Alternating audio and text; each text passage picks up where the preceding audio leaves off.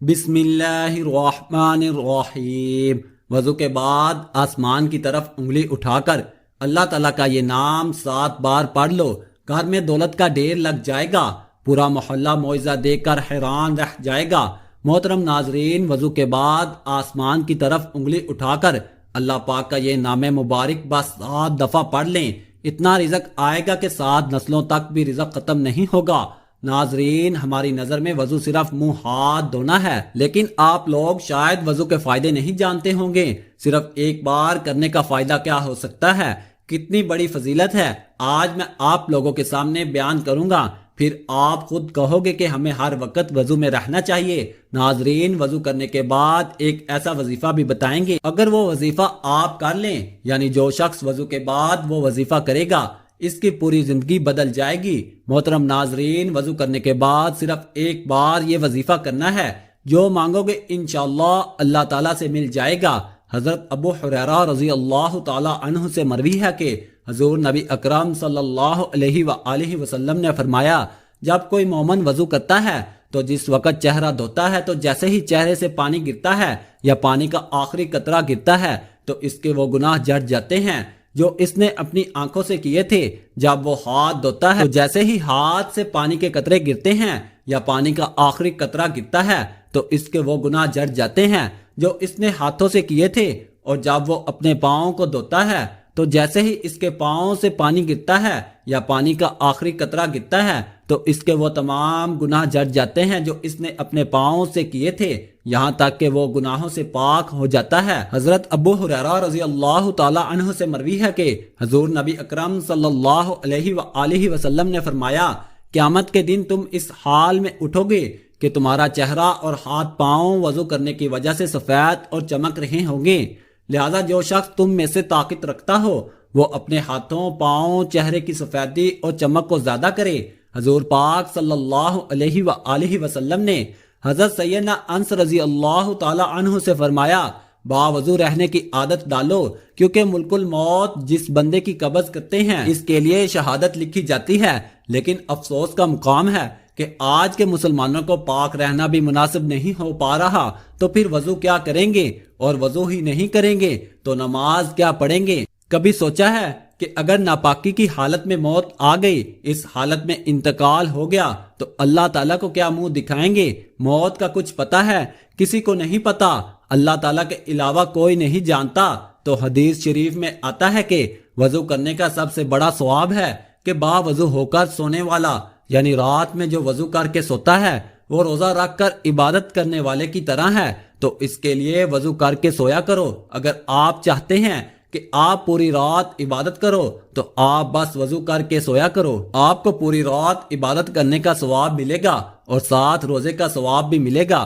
نبی صلی اللہ علیہ وآلہ وسلم نے فرمایا کہ نماز جنت کی کنجی ہے اور نماز کی کنجی طہارت ہے، اور حضور اقدس صلی اللہ علیہ وآلہ وسلم ارشاد فرماتے ہیں کہ قیامت کے دن میری امت اس حالت میں بلائی جائے گی کہ منہ، ہاتھ اور پیر وضو کی وجہ سے چمکتے ہوں گے۔ صحیح بخاری، جو وضو کرتا ہے اس کے نامہ اعمال میں اللہ تعالیٰ 10 نیکیاں لکھ دیتا ہے۔ وقت کی نزاکت کو مد نظر رکھتے ہوئے وظیفے کی طرف چلتے ہیں۔ وضو کرنے کے بعد اگر کوئی شخص یہ وظیفہ کرے گا تو انشاءاللہ اس کی تقدیر بدل جائے گی۔ تو سب سے پہلے آپ کو وضو کرنا ہے، اس کے بعد چلتے پھرتے آپ لوگ اس وظیفہ کو کر سکتے ہیں، یا آپ رات کے وقت سونے سے پہلے وضو کر کے اپنے بستر پر جاتے ہیں تو بیٹھ کر تب بھی آپ اس عمل کو کر سکتے ہیں۔ سب سے پہلے آپ نے 3 مرتبہ درود پاک پڑھنا ہے، ایک دفعہ میرے ساتھ بھی پڑھیں۔ اللہم صلی علی محمد وعلی آل محمد کما صلیت علی ابراہیم وعلی آل ابراہیم انکا حمید مجید۔ اللہم بارک علی محمد وعلی آل محمد کما بارکت علی ابراہیم وعلی آل ابراہیم انکا حمید مجید۔ درود پاک پڑھنے کے بعد یا حی یا قیوم کو بس 7 بار پڑھنا ہے۔ حضرت امام غزالی رحمۃ اللہ علیہ فرماتے ہیں، جو کسی بھی جمعہ کے دن 1000 بار یا حی یا قیوم پڑھتا ہے اور جو وضو کے بعد اس کو پڑھتا ہے اسے روزی غیب سے پہنچتی ہے۔ آپ کسی بھی وقت یہ وظیفہ کر سکتے ہیں، تو ہر وضو کے بعد پڑھنے کا معمول بنا لیجئے۔ انشاءاللہ اس عمل کی برکت سے آپ کو کبھی رزق کی تنگی کا سامنا نہیں کرنا پڑے گا۔ یہ دو نام اللہ کے صفاتی نام ہیں۔ یا حیو کا معنی ہے جو ہمیشہ زندہ رہے۔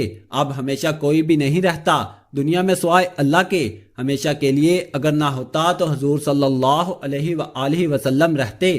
تو یہ صفت صرف اللہ کی ہے۔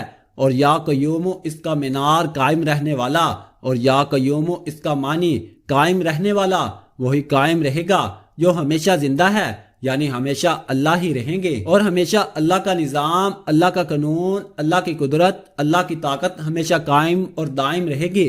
اس سے زیادہ آپ کو کچھ نہیں کرنا۔ وضو کرنے کے بعد آپ لوگ اس عمل کو ضرور کریں اور اس کے بعد اللہ تعالیٰ سے دعا مانگیں۔ انشاءاللہ اللہ تعالیٰ جو بھی شخص وضو کرنے کے بعد اس وظیفے کو کرنے کے بعد دعا مانگے گا، یقیناً اس کی دعا رد نہیں کی جائے گی۔ ناظرین، سورہ اخلاص کا ایسا وظیفہ جس سے لڑکا یا لڑکی کی شادی یا نکاح میں رکاوٹ ختم ہو جاتی ہے، سورۃ اخلاص کا وظیفہ جس سے مال میں برکت ہوتی ہے۔ اگر آپ سورہ اخلاص کو روزانہ صبح کے وقت چلتے پھرتے صرف 8 مرتبہ اس کو پڑھ لیتے ہیں تو اس سے آپ کو کیا فائدہ حاصل ہوگا دنیا میں بھی۔